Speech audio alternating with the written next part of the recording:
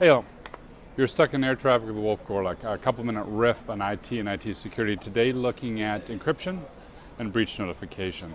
I am in an airport flying from state to state to state.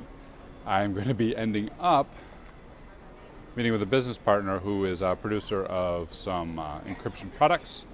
We'll be talking about how those encryption products can help secure the data and reduce the likelihood of a breach.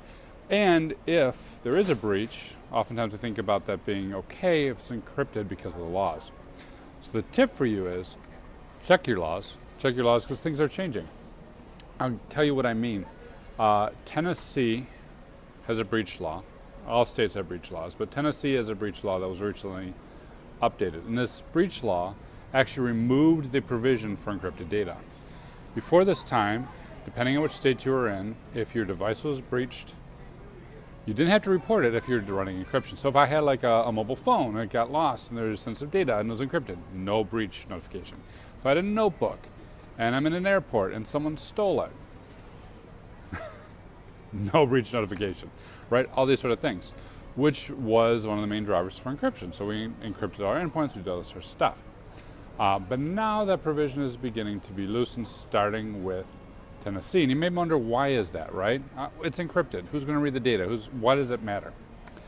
A great reason why it matters is if you look at what happened with the Android phones, and this was out a couple days ago.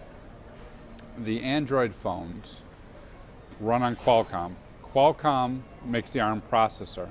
The security features of the ARM processor, right, which is trusted zone, have two flaws in them. So there's two flaws in the security features of the ARM processor that are on the Android. Researchers found with these two flaws, they were able to link up an attack, a two-stage attack, that on an encrypted phone could get the encrypted key. Once you get the key, you throw it to a password cracker, which is not too hard to set up these days, right, with FPGs or with video cards. So you throw that key, stolen because of defects in the ARM processor, into a password cracker. You let it crunch for a few weeks, and bam, now you got the key. Now you can decrypt the phone. Encryption still bought you a few weeks, which is good in terms of time-based security. However, the encryption no longer, in this particular scenario, until the problem is patched, prevents the data from getting stolen.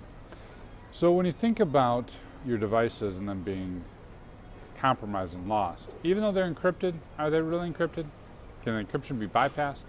Has it been improperly put in place? Is there problems with BitLocker?